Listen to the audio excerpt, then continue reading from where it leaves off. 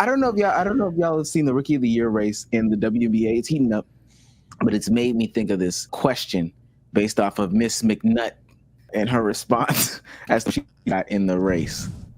You know what you did. See, my Rookie of the Year is going to go based on the standings. Okay. Because I think that is how you have the opportunity to measure impact. And the sky's right above And them. the Sky right now are in the playoffs, so you'd have to give the nod in my mind to Angel Reese. Look, the double-double streak that she's rocking and rolling, chasing down 12 double-doubles to start is the record that spanned over 2 seasons. She's already gotten to 11. I think when you sit back and you look at what's around her, head coach Teresa Weatherspoon in her first year, there's not another number 1 draft pick on that roster currently. There's not another all-star on that roster currently from years past. Indiana, they are building blocks. Yeah. Aaliyah Boston, Rookie of the Year, number 1 pick last year. Obviously, Caitlin Clark this year. Kelsey Mitchell has had big-time seasons over the course of her career. So there's more there in terms of the supporting cast around Caitlin, but both of them have been incredibly impressive. And I think those odds don't really indicate how close this race. I don't know who that one dude is. I've never seen him in my life. It's a new one. The main thing that she said that has a lot of people up in arms is the fact that the seeding is the thing that, has people or has her picking what, the Rookie of the Year is. Now, since the weekend has passed, the Sky and the Fever have played basketball games. And if I'm not mistaken, I'll double check. The Sky and the Fever have flipped positions in seeding. So now the Fever are up. So basically what Monica McNutt is saying is because on Monday, because that clip came out on Friday, Caitlin Clark is her Rookie of the Year. I'm going by her goalpost. For now. For now, until they play the next game, and then it could change. My question is, does seeding matter in any awards? Like I never even think that. Any, yes, for sure. And by the way, I'm an NBA fan that is learning about the WNBA. And in the NBA for sure, yes. But the weird thing is, outside of Rookie of the Year, for the most part, Rookie of the Year by design, the best rookies should be hypothetically on the worst team. So there was kind of like an unhidden handshake, like, yeah, the seeding does not fucking matter for Rookie of the Year, given like over the top exemptions. And if we're ruling that Angel Reese and Caitlin Clark, either one of these over the top exemptions, my argument would be they fucking flip flop the other day. But like you literally just said that. So nah, I don't know about seeding being a factor in the Rookie of the Year race. When it comes to awards like MVP, I don't know how the WNBA has historically done things. But when it comes to awards like the MVP, other things like that, yeah, seeding obviously matters. Coach of the Year seeding obviously matters. But Rookie of the Year, at least how the NBA's done it. Maybe it has mattered for the WNBA historically. But yeah, definitely. I'm eating a low-hanging fruit. Maybe I'm about to get gotcha'd, but that is does it? Well, we can talk about it. This can go to all sports because there may be only a few awards where it matters to me, but it shouldn't really matter. It shouldn't really matter. Do awards, the seating matter in awards? In terms of the sport, I'm only speaking from an NBA perspective. I can't speak on the WNBA because, again, like Sage, I'm a casual.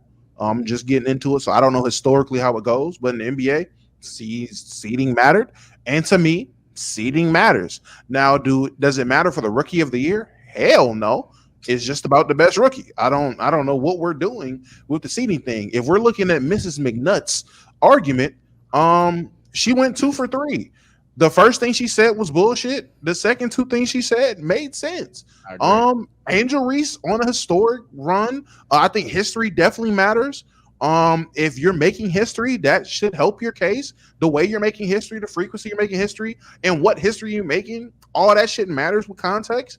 And shit, if we're looking at the amount of help she has around her, if she's able to have this team go from lottery to playoff and you don't have that many other foundational blocks around you, now the number 2 pick is currently on her team. I know Camilla got hurt to start the season, but I'm not sure if she's healthy now and playing. I was under the assumption she's back to playing next to Angel. So to make it seem like, oh, Caitlin Clark has the former number 1 pick and Rookie of the Year from last year and has another good teammate, and it's just we old Greek Giannis, You know, the Baltimore Yes. Giannis.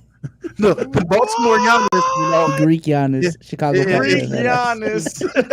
Yeah, Greek Giannis is crazy. Shit, Greek Giannis was Giannis' crazy. last name though. I don't know. She But- can't be Giannis hitting I threes. told you she was Giannis, by the way. You keep bringing up all them failed Laker names. I'm going to keep bringing up Big Reese, never the little one. Proceed. I man, watching a big man not be able to do post moves. That's Oh, Giannis. my Such a God. hard kick. Oh, my Such a God. hard call. Oh, my God. Anywho. To make it to make context like, oh, it's just Angel doing this is kind of crazy, but still, if she has less help, she has less help. I'm not too mad at the second two arguments.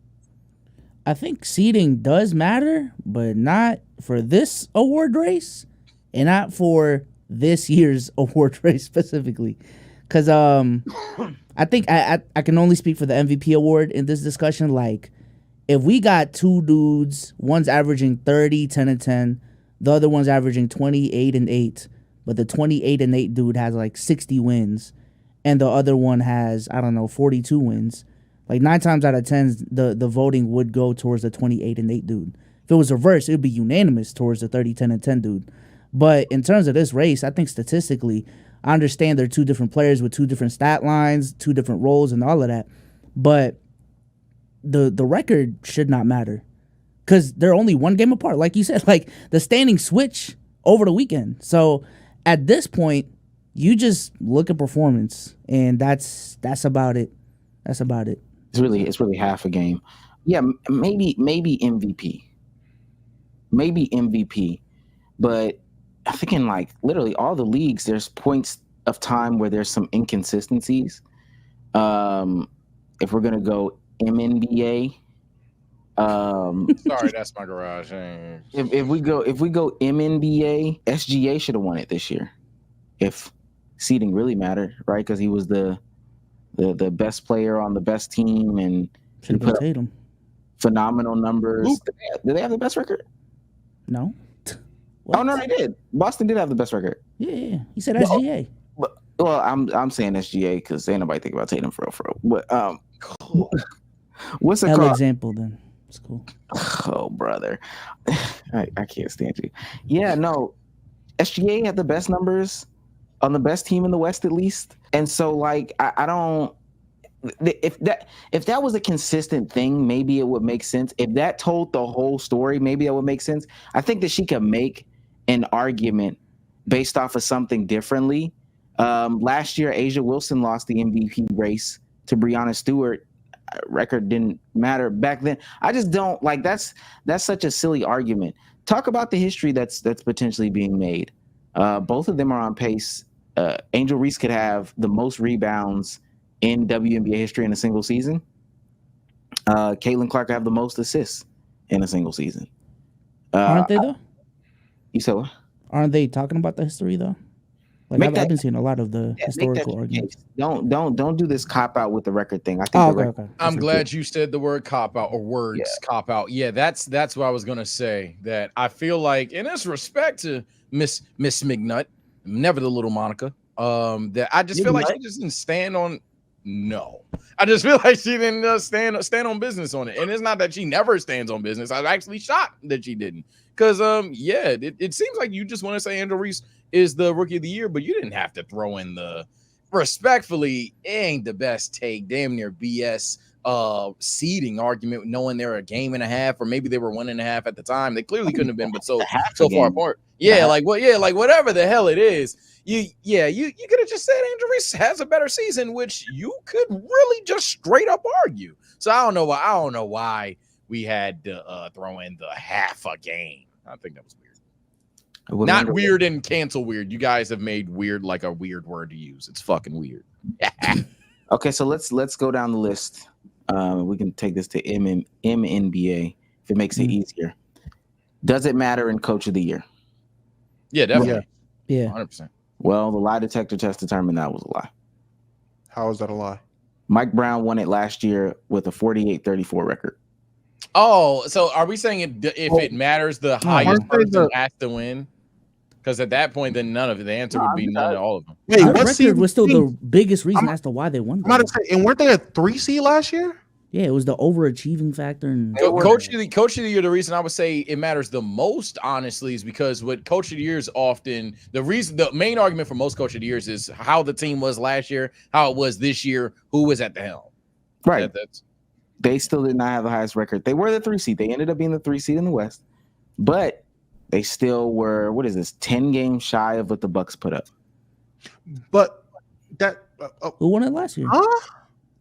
Why are you bringing it up 2 years ago too? That's kind of. I'm confused. I'm confused on if we're saying seeding matters. I mean, they were still a high seed in the West. 3 seed is still considered a higher seed, and the Coach of the Year is about what was the year prior and the current year that you're doing the voting.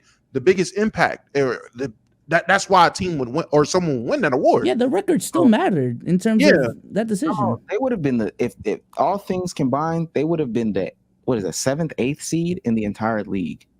And out of 16 teams? I'm just saying this is the case. Record matters. Okay, I'm just saying, I'm putting that out there. Now, mind you, if we talk about the year before that, the Phoenix Suns won 64 games. That's fine. I'm pretty sure we could say that's one of the better records. 2020, 2021, the Knicks, Tom Thibodeau won it 41-31. And who won the Coach of the Years those years? I think that was like a really close race too. That's what I just said. In 2021. 2021, when Tom Thibodeau won it. It's like a really close race. I remember me and Sage doing a video on it. Yeah, good times for free. That doesn't work here. That was crazy. The Knicks ended up being, the Knicks were a 4 seed, tied with 5th seed for Atlanta. But I mean, 41-31. They were 10 games off of like 500. We could keep going back, but there's some. That's fine. Inconsistencies really don't matter. I'm just pointing out. I'm trying to be funny. MVP, does it matter? Record, yeah. Record def. For the most part, depending on the context of the year. Fuck that. Hell yeah, dude. Unfortunately. Unless history's being made, then it doesn't matter. Yeah. My God. Pretty consistent one. That one is fairly consistent. I mean, we could split hairs about this team is technically better or whatever the case may be, but you know that one's pretty consistent as I'm looking at it right here. Of course, Russell Westbrook, some of these Jokic, you know, they weren't. Some of these people aren't the 1 seed per se. So, you know, that tracks. Rookie of the year. No. Fuck no. The only time it mattered, and even then the results still didn't reflect it, was the Donovan Mitchell-Ben Simmons race. Yeah, you're right. I forgot about that. Yeah. So and low-key, the Joel Embiid Malcolm Brogdon race. That shit was like, people were so down bad. So they were like, games played versus seeding. Malcolm Brogdon is so valuable to this player team. That race was I don't think it's seeding for that one though. I think it was genuinely the fact that Embiid played 7 games. It was games it really played, but like no shit, Embiid's the best player. Okay, should it have mattered in those years at all? No, never. The Donovan one was fun. I'll admit it. It was fun to be a hypocrite, but then no. I know y'all are gonna say no for this one, but I gotta ask: 6th man of the year. Hell no. What the fuck? No. For 6th man, I think yes. Ew, why? Because typically the 6th man of the year, they always give it to like the 6th man on one of the best teams in the league, right? Am I tripping? Yeah, it's not just a pure stats award, right? I don't think that's like a fuck. I'm forgetting the slogan. I don't think that's like a synonymous thing, though. I don't think that. Yeah, like you might be right in terms of pure results. A higher seeded 6th man get the award, but I think it's all when people vote on the 6th man of the year, they always go in with the precedent of okay, who off of the bench has been significantly the best player in the league. I don't think they go who's been winning. I disagree. I mean, okay, so I mean, and mind you, I think when you are a good 6th man, you most of the time, and that's what Sage is saying, so I don't want to necessarily repeat. Most of the time, you do end up on one of the better teams. Yeah, but like they're not going to pull.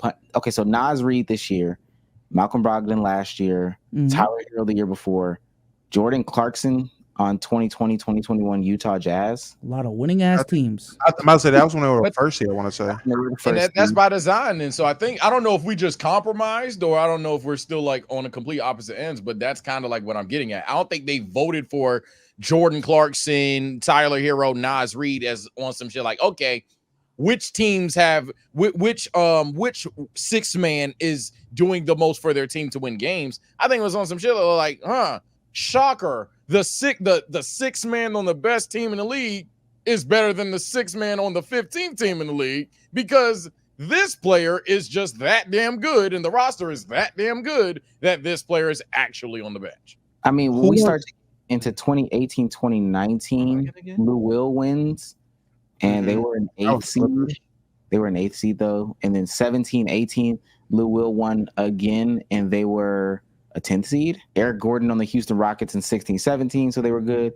15-16, Jamal Crawford. Was he a Clipper at that point? This is the Clippers again. They were a 4th seed. I don't know. 6 man a year.